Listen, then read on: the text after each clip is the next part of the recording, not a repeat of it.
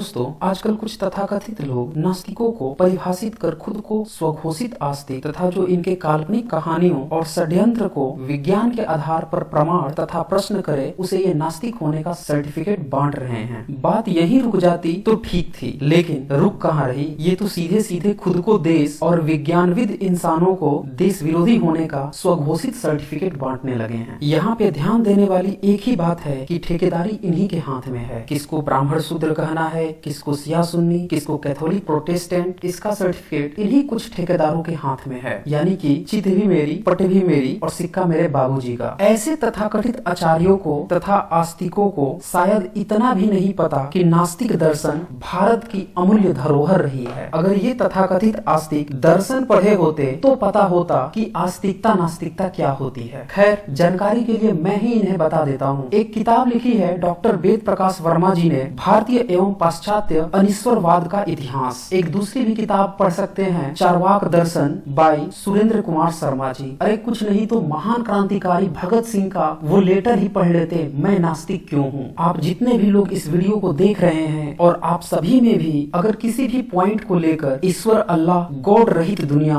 भेदभाव रहित, हिंसा रहित, शोषण रहित, भ्रष्टाचार रहित, वर्ण रहित, धर्म, संप्रदाय, मजहब, जाति रहित और साथ में नैतिक शिक्षा और साइंटिफिक टेम्पर की विचारधारा को, जिसे कि आजकल धर्म के तथाकथित प्रचारक नास्तिक, वास्तविक या तर्कशील कहते हैं, में संदेह हो तो ये वीडियो सिर्फ और सिर्फ आपके लिए है। इस वीडियो को अंतिम तक देखें। आज मैं बताऊंगा आपको कि आस्तिकता और नास्तिकता का खेल क्या है और इन तथाकथित धर्म के ठेकेदारों को नास्तिकता से चिढ़ क्यों है। प्यू रिसर्च सेंटर, जो कि धर्म, कास्ट, जातियों से रिलेटेड सर्वे करती है, इसके जो लेटेस्ट आंकड़े हैं 2015 के, उस आंकड़ों पर एक बार नजर डालें। इसमें यह बताया गया है कि 31.2% क्रिश्चियंस हैं पूरी दुनिया में, जबकि मुस्लिम्स 24.1% है। तीसरे नंबर पर अनएफिलिएटेड हैं, यानी कि जो किसी भी धर्म से एफिलिएटेड नहीं है, और चौथे नंबर पे है हिंदूज, जो कि 15.1% जनसंख्या के साथ बना हुआ है। पांचवें नंबर पर बुद्धिस्ट हैं 6.9% और इसके बाद से छोटे मोटे कई सारे रिलीजन्स हैं। अगर इन आंकड़ों में टॉप 4-5 की बात की जाए तो इसमें से अनएफिलिएटेड को छोड़कर बाकी के क्रिश्चियन, मुस्लिम, हिंदू ईश्वरवादी हैं, जो कि अपने को तथाकथित आस्तिक बताते हैं। जबकि इन्हीं में से कई सारे लोग ऐसे हैं जो प्रश्न रखते हैं, तर्क रखते हैं और विज्ञान के आधार पर कथा कहानियों की एनालिसिस करते हैं और उन्हें ये सारे ईश्वरवादी लोग नास्तिक बताने लगते हैं। आइए एक नजर डालते हैं दुनिया के इन 3 सबसे बड़े ईश्वरवादी रिलीजनों पे। पहला है क्रिश्चियन। शुरुआत आज से 2000 साल पहले इसके फाउंडर जीसस बताए जाते हैं। इनका जन्म काफी विवादित है, क्योंकि बताया जाता है बिना पिता के संतान है, जो कि आज तक साइंटिफिक रूप से बिल्कुल ही गलत है। अगर इनके कार्य क्षेत्र को देखें तो ये एक लकड़ी के कामकाज, यानी कि एक बड़े परिवार में पैदा हुए और लकड़ियों पे काम करते थे। इनके मन में कुछ विचार आते थे और उन विचारों को लोगों को इकट्ठा कर प्रचारित और प्रसारित करते थे, जो कि बाद में अंधविश्वास का रूप लेने लगा। जैसे कि ये किसी को छूते ही उसके रोग ठीक करने लगे। प्रवचन सुनने आए लोगों को 2 रोटी और 2 मछली से हजारों लोगों को खाना खिलाने की बात प्रचारित की जाने लगी। एक बार जब ये नाव में सवार थे और तूफान आया तो आदेश देकर तूफान को रोकवा दिया। समुद्र पर या पैदल चलने लगे। अब इस तरह की बातों पर जो आंख मूंद कर विश्वास कर लेता है उसे ये आस्तिक कहते हैं, और जो इस पर तार्किक प्रश्न रखता है उसे ये नास्तिक कहने लगते हैं। इनकी मृत्यु समाज में अंधविश्वास फैलाने, चमत्कार करने के नाम पर बाबागिरी करने और लोगों को गुमराह करने इत्यादि मामलों पे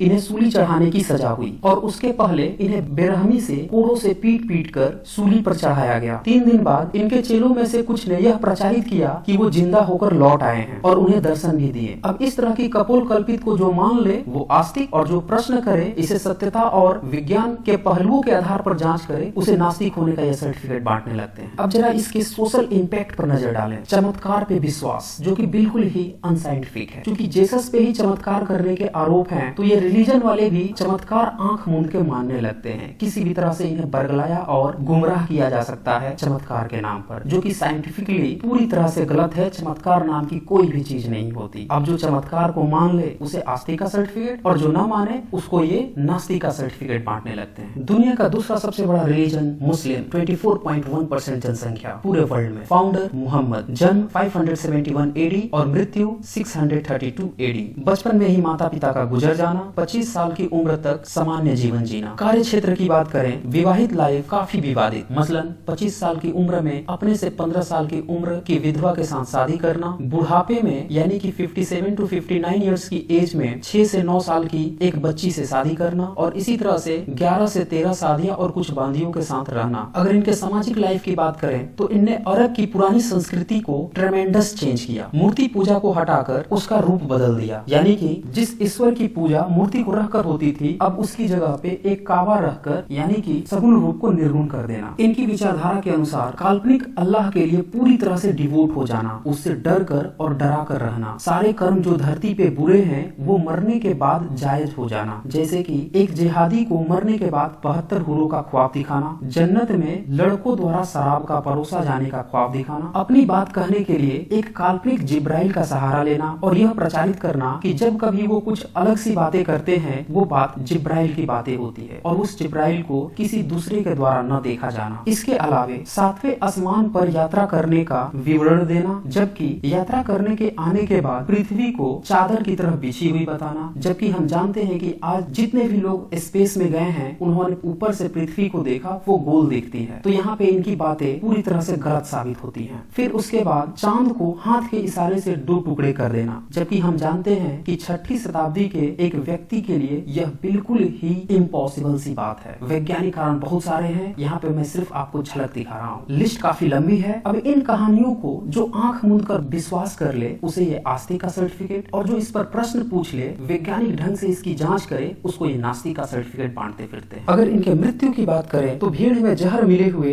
भोजन को खाने से बीमार पड़ जाना और लगातार 3 सालों तक बीमार रहना, काफी इलाज और चिकित्सा कराने के बावजूद भी ठीक न होना और इस दौरान किसी भी तरह का कोई चमत्कार न करना। अब इस रिलीजन की सामाजिक इम्पैक्ट की बात करें तो इसके ठेकेदार खुद को सबसे ज्यादा शांतिप्रिय होने की बात करते हैं, जबकि दुनिया की हर कोने में हिंसा फैलाने का आरोप लगते रहे हैं। और इसका कारण है इनकी जो धार्मिक किताब है कुरान, उसमें से कुछ विवादित आयतों का होना जो हिंसा के लिए उकसाती रही हैं। इनका दोहरा व्यवहार, सभी धर्मों के मजहबों से इस्लाम बनने के लिए अगर कोई व्यक्ति आता है तो उसका ये पूरी तरह से स्वागत करते हैं, जबकि कोई अगर इस्लाम को छोड़ने की बात करता तो उसके लिए फतवा जारी, कत्ल, डराने धमकाने को ये प्रोत्साहित करते हैं। अब इस रिलीजन की बातों को जो आंख मूंद के माने वो आस्तिक और जो न माने उसे ये नास्तिक का सर्टिफिकेट और उसे घृणा करने लगते हैं। आइए अब थर्ड ईश्वरवादी रिलीजन हिंदू को भी देख लेते हैं। दुनिया में इनकी संख्या 15.1% से भी ज्यादा है। आमतौर पे 3500 साल पहले सिंधु सभ्यता के पतन के बाद एक नई सभ्यता जन्म लेती है जिसे कि गंगा वैली सिविलाइजेशन भी कहा जाता है। शुरुआत में यहाँ पे नास्तिक दर्शन उभरते हैं जैसे कि चार्वाक दर्शन, बुद्धिज्म, जैनिज्म, अजित के काम्बली, वो भी नास्तिक दर्शन चार्वाक दर्शन के काफी करीब होते हैं और इस तरह की विचारधाराएं लगातार 1500 सालों तक चलते रहती हैं। फिर विदेशी आक्रांताओं के आने के कारण यहाँ पे भी उन्हीं की तरह ईश्वरवादी मिक्सअप फैलने लगता है और उसका नतीजा ये होता है कि यहाँ भी 7वीं 8वीं शताब्दी के बाद मूर्ति पूजा, तरह तरह की कहानियां जो दादी नानी सुनाया करती थी, कथावाचक सुनाया करते थे, उन्हें कलेक्ट करके और 15वीं सदी में इन्हें लिखा जाने लगता है और इस तरह से काफी विवादित बातें भी उभर कर आती हैं। अब इन कथा कहानियों को जो मान ले वो आस्तिक और जो न माने, जो इस पर प्रश्न करे, वैज्ञानिक ढंग से इसकी सत्यता की जांच करे कि पहले आप बताओ तब हम मानेंगे, तो फिर उसे ये नास्तिकता का सर्टिफिकेट बांटने लगते हैं। अगर इसके सोशल इम्पैक्ट की बात करें तो ये विभिन्न जाति, वर्ण, गोत्र में बटे हुए हैं। खान पान, रहन सहन, पीढ़ी दर पीढ़ी एक दूसरे जाति वर्ण से नफरत करना, आपस में शादी विवाह न करना, रिश्ता न रखना, कुल मिला के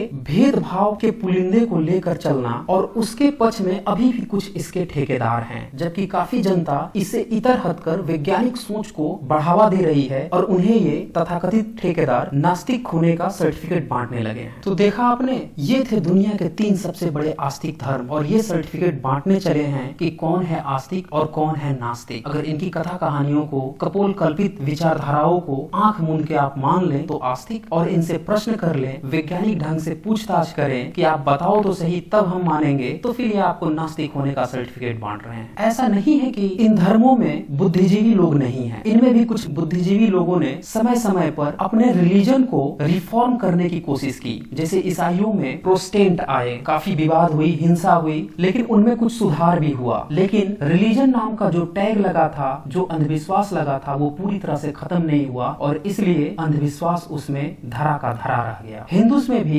रिफॉर्म करने के लिए समय समय पर काफी लोग आए और काफी तरह से बदलाव हुए, लेकिन जो टैग है रिलीजन का, धर्म का, जो कि अंधविश्वास को कहीं न कहीं से परोस लाता है, उसके ठेकेदार ऐसा ही करते हैं, अगर वो वैज्ञानिक रुख अपनाए तो मामला बदल सकता था, लेकिन वो भला ऐसा क्यों करने लगे? इससे तो उनकी दुकानदारी ही चली जाएगी। अंधविश्वास ही तो है जो उनकी धर्म की दुकानदारी को चला रहा है। तो इस कारण से इन रिलीजनों से पूरी तरह से अंधविश्वास कभी न खत्म हुआ, रिफॉर्म होने की काफी कोशिश की गई। इस्लाम में तो रिफॉर्म करने की कोशिश ही हिंसा में बदल जाती है और इसीलिए उसमें कोई रिफॉर्म नहीं हुआ, कट्टरता उसी की उसी तरह बरकरार रह गई और इसीलिए अब वो पूरी दुनिया में चाहे जितना भी अपने को शांति प्रिय बताएं, लोगों में एक नेगेटिव इमेज लगातार बनते जा रही है। अब मुझे बताएं, ये तथाकथित आस्तिक क्या इनका ईश्वर अल्लाह गॉड पूरे मानव समुदाय को क्रिश्चियन, मुस्लिम, हिंदूज और तरह तरह के रिलीजन में बंटवारा कर रखा है, या फिर ईश्वर अल्लाह गॉड ये कोई आक्रमणकारी हैं जो दुनिया पे हमला करके खरबूजे की तरह अलग अलग जगहों पे लोगों को बांट रखे हैं और अपनी तरह से गुलामी करवा रहे हैं अपने अपने विचारधाराओं के अनुसार, और जब चाहे तब अपने अपने विचारधाराओं के कारण लोगों को आपस में लड़ा देते हैं, दंगे फसाद करवा देते हैं, हिंसा करा देते हैं। और जो इन बातों को नहीं मान रहा है उसको ये लोग नास्तिकता का सर्टिफिकेट दे रहे हैं। जो हिंसा रोकने की बात कर रहा है, जो समानता की बात कर रहा है, जो भेदभाव रहित दुनिया चाहता है, तो मेरा प्रश्न यह है कि ये सुपरनेचुरल ने इंसानों को इंसान बनने की बजाय ईसाई, मुस्लिम, हिंदू इत्यादि बनने को क्यों कहा? क्यों ये छोटी मोटी घटनाओं पे जब विज्ञान नहीं था तब कभी पैगंबर भेज देता था, कभी अवतार भेज देता था, आज ये क्यों नहीं आ रहा? जबकि उससे भी ज्यादा खतरनाक स्थितियों से हम गुजर चुके हैं। वर्ल्ड वार से बड़ा अभी तक कोई त्रासदी नहीं हुई थी, एक नहीं दो वर्ल्ड वार हो गए, तब ये तथाकथित ईश्वर अल्लाह गॉड कहाँ थे? तब ये अपने पैगंबर और अवतारों को क्यों नहीं भेजे? क्या इन्हें नास्तिकों से डर लगता था? और अंतिम प्रश्न यह है कि आखिर इन तथाकथित आस्तिकों को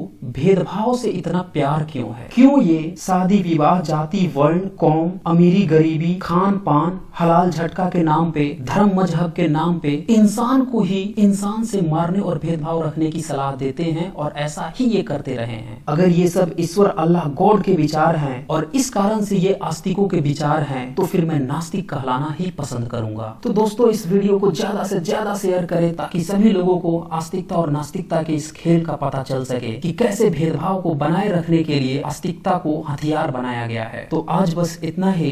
धन्यवाद।